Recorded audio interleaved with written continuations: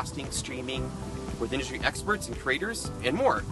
In this session, we're going to be talking with Dom Robinson. He's an industry expert in webcasting, has a wealth of experience, and we're going to be talking about what is multicasting, what is our content delivery networks. Dom's going to share a little bit more about that. He's actually written a book about content delivery networks, as well as we're going to talk about the growth of streaming and an initiative that Dom has around green of streaming.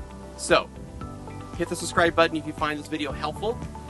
Love to hear your comments and thoughts. Let's jump over and talk to Dom right now. Well, Dom, great to have you with us. I did a quick intro here before we jump into our conversation. Thank you for joining, and for everybody to know, Dom's in COVID quarantine. So we're going to work through this a little bit, but thank you, Dom, for taking the time in the midst of a little bit of the crazy you have going on at the moment. It's glad to have you. Well, no, you're very welcome, John, and I must admit it's probably going to alleviate the boredom, but excuse me if I sweat mildly just in the background. I'm just glad I'm socially distanced by about 2,000 kilometers from you. So we're properly socially distanced at the moment. So absolutely, the joys and benefits of streaming. Exactly. Maybe let's just jump into, take just 5 minutes or so for you to kind of give the audience a quick background of who you are and your focus and your experience. You've got a very broad and deep experience in the industry, so I'd love just to have you take a few minutes to talk about a little about your background.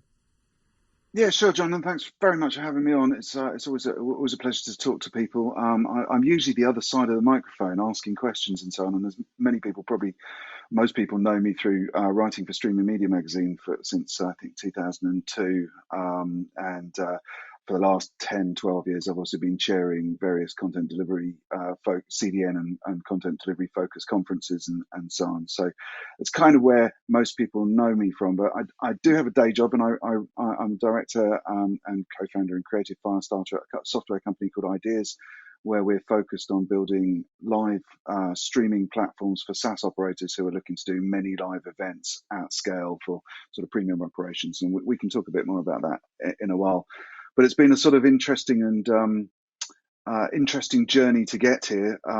Sometimes I like to peg my first streaming experience with doing a live link up for a drum and bass event that I was putting on, which was in two nightclubs, one in Brighton where I live and the other in London, where we were doing the main event in the Ministry of Sound and using real audio to get a stereo pair from the DJs in one club to the PA in the other.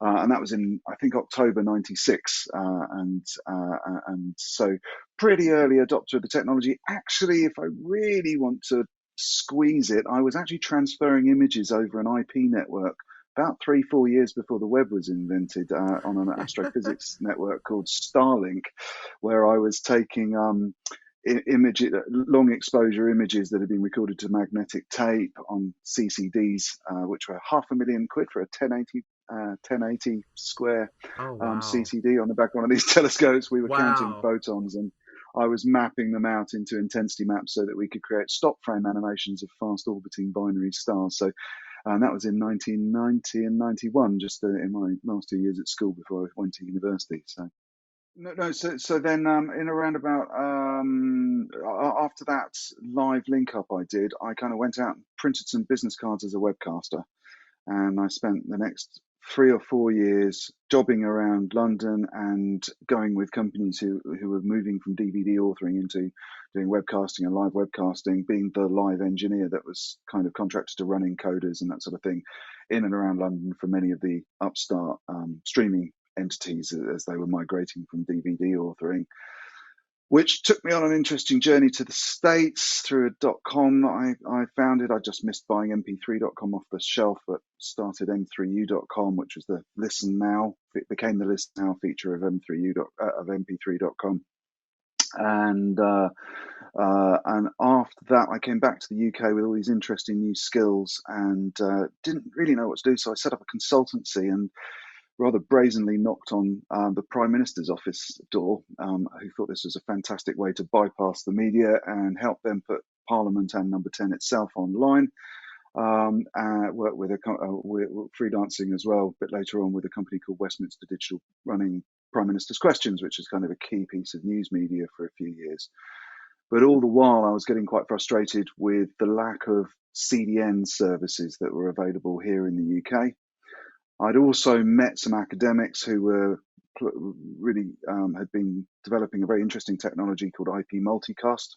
They hadn't really thought of it as being used for radio and TV. They had been using it for discovery and content delivery in a more asynchronous way, or at least, yeah. Anyway, I got fascinated with what multicast was about, and teamed up with one of the academics to create the Global Multicast Internet Exchange, a little piece of which still lives in the London Internet Exchange. We were kind of fostered by the founder of Links back in 2001 to about 2004 when we got going. We decided to form a CDN of our own, which had this interesting backbone of being able to do MBGP, Multicast Border Gateway Protocol Forwarding, which my colleague Tony had kind of been one of the co-authors of. So we started multicast peering some of the largest tier one networks, and then working with the access providers to take multicast right through to the home. Which was really cool, really interesting.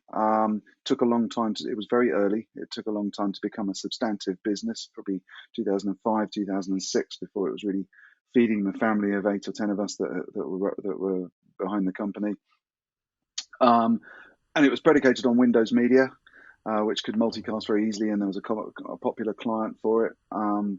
And the advertising market drove the industry towards Flash, and running a CDN with reasonably sized infrastructure, shifting, I don't know, about 150 million streams a month, which at the time YouTube was doing about 1 billion. So we kind of felt quite meaty for a company our size. I became critically aware of how stuck we were in our existing architecture, and how unagile we were. So we developed a virtual encoding model around about 2007, 2008. Mm-hmm. That led to starting to think about virtualization of the infrastructure altogether. As the market rapidly moved to Flash and then on to HLS, our business wasn't agile enough at the time. We were very much on fixed appliance sort of infrastructure. Mm-hmm. And 2008 happened as well. So much of my team went off to go and take on key roles in other CDNs and other network operators and so on. But my wife said, please don't go and work for a big company because you're not that sort of chap. Yes, it's important to listen to this. Yeah, that advice. Those that know, absolutely. And so after skirting sort of interesting gigs with some of the big sort of GAFAN, FAGAN, whatever you call them these days, organizations, I backed away from that. And I'd met 2 brilliant guys who really came from fintech and retail. They'd been building online banks and trading platforms and stock management systems for, high availability, high scale computing. And they looked at some of the challenges I had in the media space, and particularly about this agility of function and in the context of high availability and scale.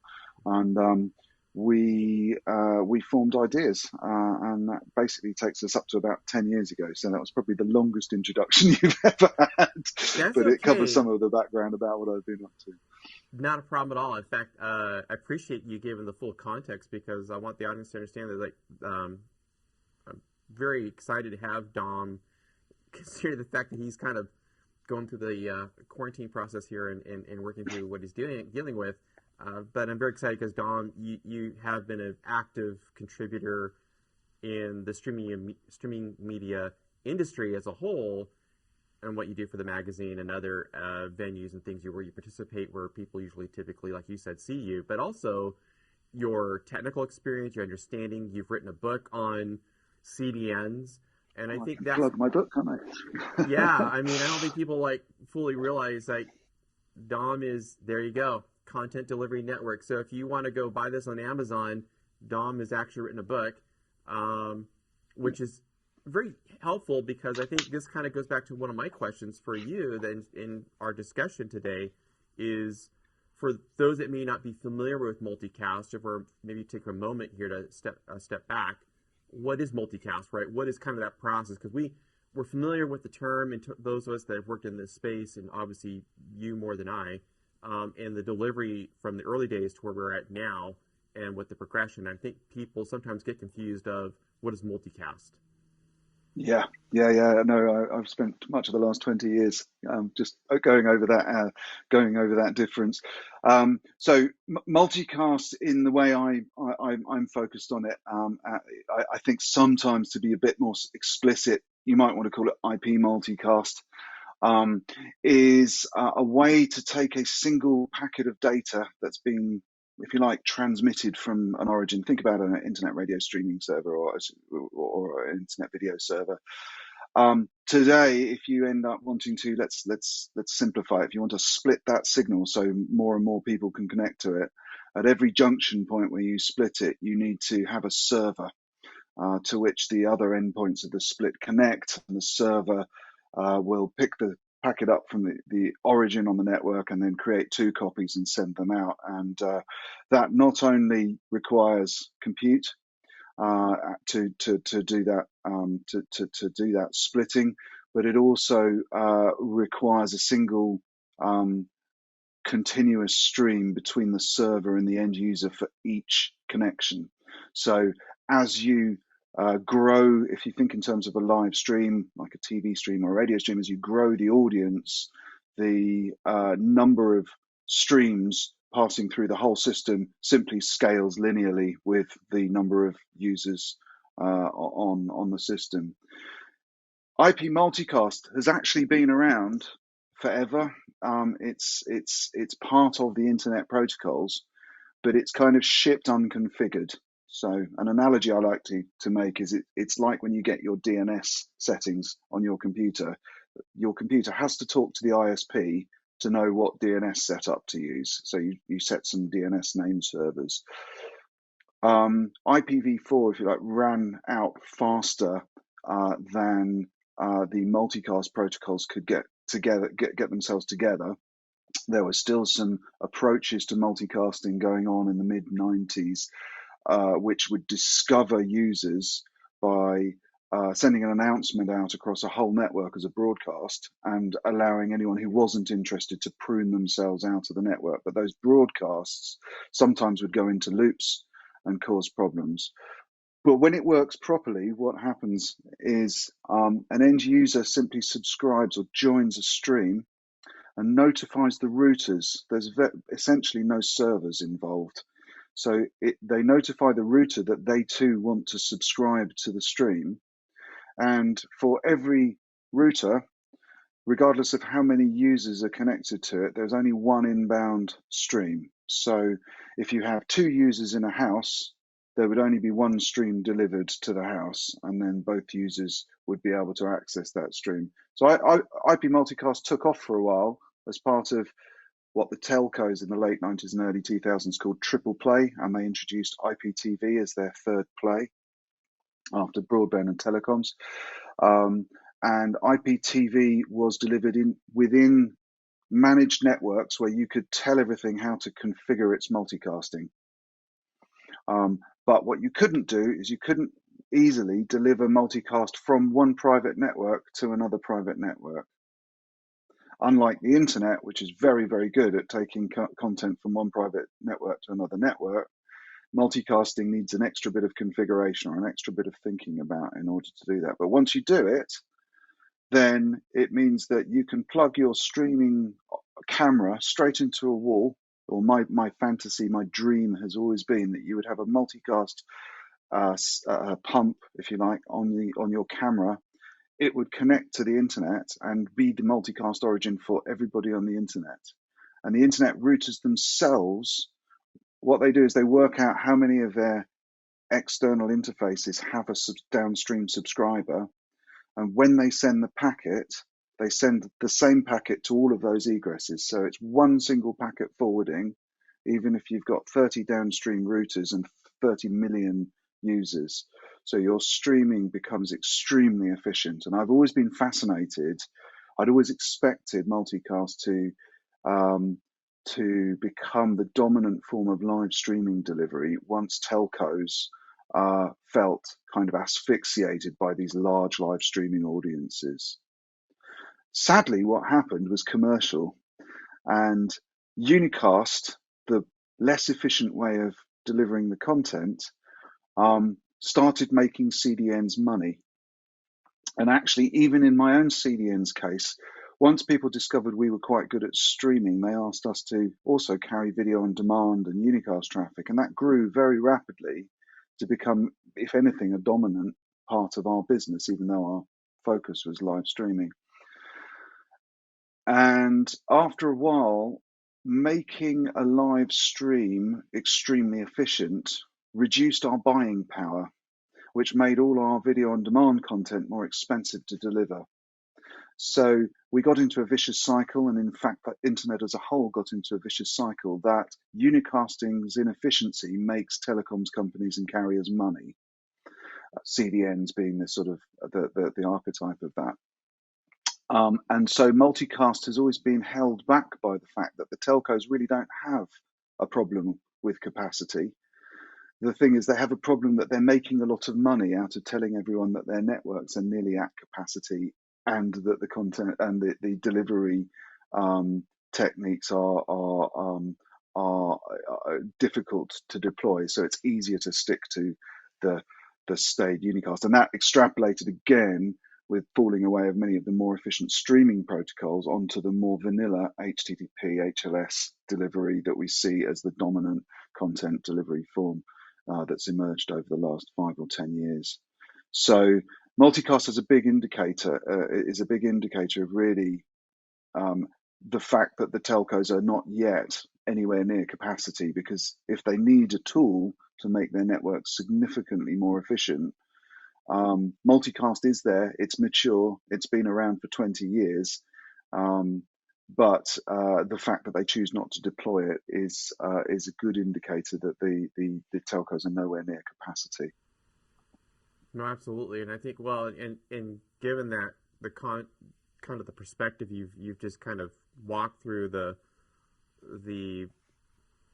over the years in terms of the development and maturity of the businesses, and yourself being in that part of the business, and now over the past 1 or 2 years, right, we've seen additional massive growth in terms of streaming from the online broadcaster perspective, and doing these various types of large-scale type live stream deliveries, both on demand or live content. And then we hear terms like virtualization, moving to the cloud, having more efficient codecs to build better efficiencies within the context of these content delivery networks or the telcos or whoever may be participating in that process, because there are many different players, to your point, right, that are kind of building that building, so to speak. Like I tell people, like, there's different parts of the rooms in that building that are part of the structure, and we're trying to build these highly scalable and efficient workflows, and it all sounds good. To your point, like, there's the cost and the investment and savings, but also the profitability. But are we really getting there, right? Are we building more efficient ways of delivering what we're talking about?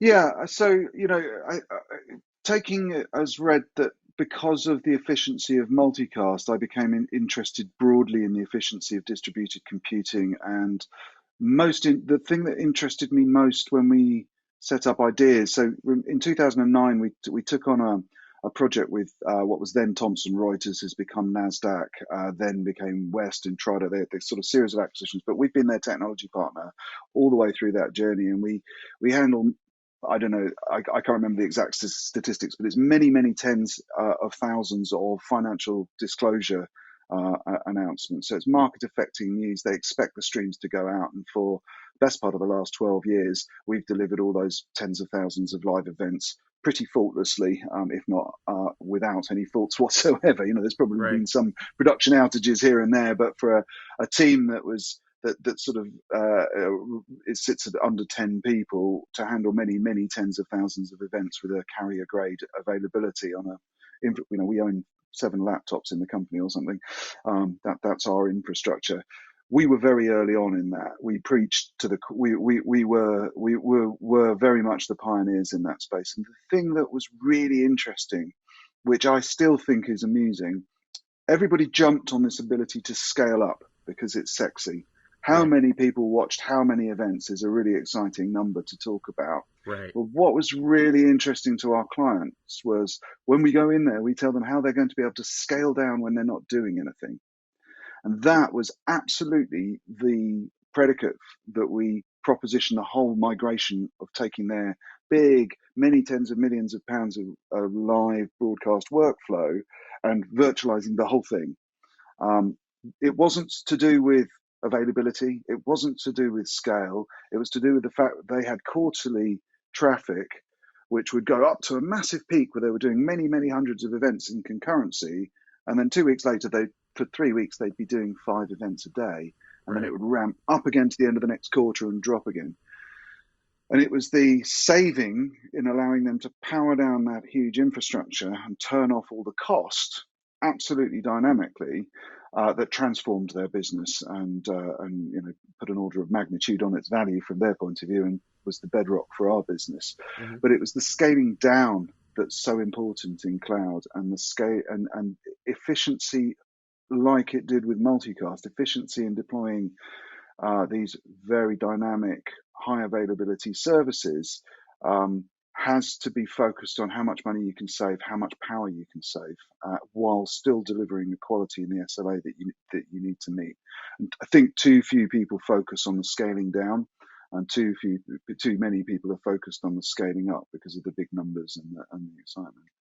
And so, yeah, that does sort of lead to how over the last year I've started to take more interest in the power element. I think we spent 10 years, 15 years maybe, engaged as the CDN community, commercially fighting each other over pricing. After Flash sort of subsided and we moved into the HLS era, or the fragmented era, whatever you want to call it, then we moved into a performance-focused era in the CDN space where everybody wanted to push the bar to a point where it was good enough for the consumers to adopt. We've way past that. I've got terrible eyes. I'm never allowed to do any golden eyes checks because I think it's amazing that we can get 4 pixels flashing over a streaming IP connection. So I'm not your man for 8K, 16K UHD quality. It's just not my it's not my ball game, and I'm half the time I don't believe what people are selling me anyway. So exactly. So I'm just my eyes just aren't bothered with anything above 1080p really. But saying that, we know that the consumer needed to find a bar that was good enough that gave them what they would call a TV-like experience, and for the rights market to mature. Most of what's happened hasn't been driven by technology. It's been driven by big moves in the rights space and how people have learned to monetize their content over the last sort of decade. But we've reached that point. You look at Disney, you look at Netflix, you look at perhaps YouTube as the sort of spine of that evolution. I think they've always been a really good bellwether for things. Those three in particular, they stand out to say to me that the consumer has finally just totally embraced this technology, and we've exceeded that good enough point. So I think now, splitting hairs over the microscopic improvements of quality that you get with millions and millions and millions of pounds of investment in codec development, it's not been very exciting for me. What has been exciting is doing the same thing, being good enough, but doing it while decimating the power we're using. So this third era, I think this current era, the next 5 years, the innovation is going to be how can Disney maintain 100, 200 million subscribers and get that incredible quality that the niche audience wants to get while entertaining the mass market efficiently, doing all of that, but with a 10%, 20%, 30% power reduction. And that's going to take some significant stack integration from the upper layers so that we can get the feedback to know when we can power down kit, because it's not about codec compression, it's not about data attribution, it is about turning stuff that we're not using off, concentrating loads and making using this dynamic orchestration that we've been talking about, this microservices type architecture, using it to properly save power And that helps because you'll properly save money, which is good because the finance directors tend to be getting behind the sustainability song, which helps. But it is if you like, the third level of efficiency. And I've been a bit of an efficiency man for 25 years, so it's not really a surprise to find me lurking around with the greening and streaming hat on and trying to encourage people to focus in on those areas. And I think you kind of hit it on the nail. I was like, we are kind of in that next, maybe entering, to your point, that next phase of the optimization and a better understanding of where we go next in this process. And that was kind of like, I was excited about this conversation that you and I could have for you to be able to share. And we'll connect people with some of the efforts you've recently written an article on Streaming Media Magazine talking about this very topic. You've started a community with others in terms of the greening of streaming and how do we optimize, make it more efficient. I was just going to say, one of the nice things about this is I've acknowledged from the outset that I'm not a climate scientist. And although greening of streaming has the greening term in it, we are focused on energy efficiency, and that's as simple as using less of it. People can derive how green or not that is based on what power sources they've got, but we've got to be good energy citizens anyway. And as an engineering community, trying to sort of stimulate an engineering community to think about power efficiency, we're asking some really dumb questions. One of the, you mentioned the article that I've just had out. I'm raising the question, I'm naively asking if the status quo of measuring green in the digital media space by measuring how much data is being transferred or processed is actually a valid thing.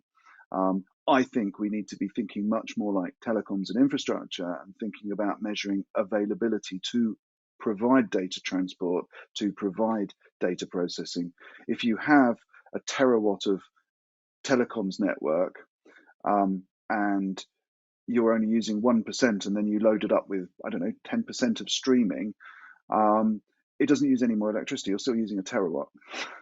It's not, you're still operating within the availability. It's only when you push the telco to increase the availability and the telco can't scale up and down in time to meet your demands that it actually matters what the data attribution is. And I can guarantee that no telco and no CDN is currently running their capacity even within 100% of their current load. They're probably running at 200 to 300% availability, underutilization. So although we measure how much we use networks by the data transfer, the fact the network is on and available to transfer the data is what we should be thinking about when we're thinking about the power. And we need to turn it down, leverage SDN, leverage distributed computing architectures so that we can load concentrate and bring our load down when they're not needed. And at the moment, there isn't even a feedback mechanism because the whole daisy chain is not talking to itself. So that's really where we've ended up with greening and streaming, is trying to stimulate a stack-wide conversation without people trying to just simply pass the buck. I've done better compression, therefore it's your responsibility, telco. I'm doing better decoding, therefore it's the consumer's problem in the set-top box and what box they buy. So this pushing things down the hill will not solve the energy problems that we've really got. It will not make services cheaper in terms of energy buying power or the energy procurement. It will, and it won't. If you want to argue the sustainability case, it won't make things greener. And I worry about how we're jumping on data attribution as a way to put green credentials into marketing. And I consider a lot of what's going on at the moment is greenwashing. And I'm afraid I'm going to call it out for that. No, because right. We are. Yeah, absolutely right. Absolutely. No, absolutely. I think that's kind of in it. We have seen that to a certain extent. Like anything is labeled, right? To your point, and it's easy to do that, but you have to really kind of dive a little bit deeper. And you do exactly what you're talking about, right? I mean, because it's easy for us just to kind of jump in and say, oh yeah, we're doing this, right? And it's a great, again, virtualization and cloud, right? We throw a lot of buzzwords out, but at the end of the day, we do have to make sure that we're providing better clarity of the story we're trying to tell. That's it. I don't know if I can do a screen share, but if you'd like, there's a diagram which I'm sort of Absolutely. I'm introducing people to quite a lot. Let me just bring it up for you here. So I did this as a thought exercise to look at how many physical devices, or at least groups of systems, would require energy in order to transfer a live stream from an encoder. Let's just walk along it from the top left there. An encoder up in layer 4 through a digital asset management system, down into layer 1 switching, up into layer 2, 3 routing, out onto some modems, through some street amplifiers to the distribution amps in the cabinet at the end of the road, more street amplifiers back to the exchange, maybe some authentication to get online from the ISP access network at the exchange, on through the network and in the trunk network into your core peering environment where you might interchange with an operator CDN within the access network or within the ISP. You might then reach a pure play CDN. Remember, one of these boxes, this pure play CDN in the middle, that could be many hundreds of thousands of boxes. But obviously only using a few for a single live stream to get to one user. So we carry on, and it just carries on, and it carries on, and it carries on. Now, when you talk to people about streaming and they're focused on data attribution, they tend to be almost entirely focused on what's going on in the decoder in the set-top box. All of the rest of this, and I've heard it described by people in the industry as magic. It's just the internet, isn't it?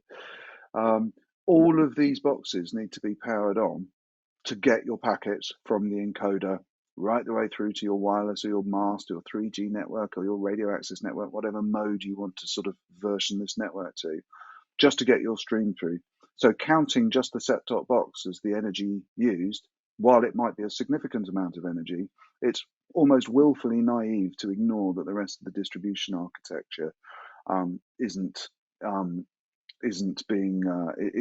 in place and made available in order to get the stream. Now, obviously, it's shared, which makes it complex. It's the internet, and apportioning the share of the energy has been done by data attribution. But if no one's using it and you push a stream through it, then really you should be paying for the whole internet. So it's an interesting thought piece and it's certainly people who haven't really thought about it. They've raised eyebrows and gone, God, I had no idea. I mean, I personally, until I did the exercise, I had no idea that there were so many amplifiers repeating signals in copper networks between, the office and the central exchange, or between the home and the last mile cabinet. And each one of those is a 400 watt transformer, or 10 or a kilowatt, or a 10 kilowatt transformer. So there's a lot of energy being used to get this stuff around, and we need to embrace it and take ownership of the problem, and do things more efficiently. That's thank you.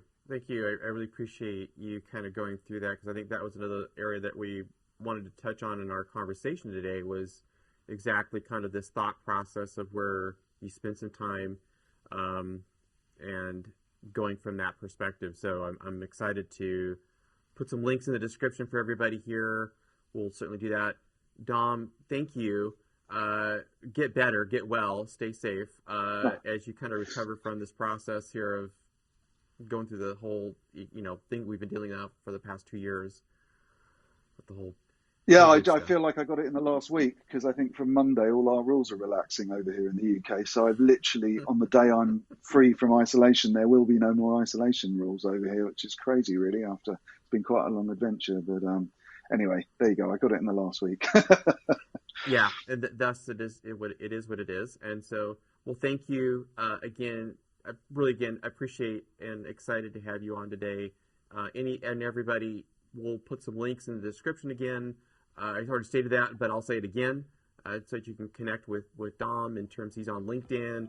He's writes some articles in Streaming Media Magazine. He's already covered that, and some other areas, and also the link to some of the initiatives he's underway that he's kind of deeply involved and passionate about. So, Dom, thank you for being with us, and I appreciate your time. Not at all. Thank you so much, John. I want to thank Dom once again for his time in this session. We covered a few topics: multicasting, CDNs, and the green of streaming. If you found this information useful, like to learn more, I'll put some information in the description, as well as you can follow with Dom. He's on LinkedIn. If you're not a subscriber, please hit the subscribe button. If this video was useful, hit the like button, share it out. With that, thank you, stay safe, stay well. We'll talk to you in the next session.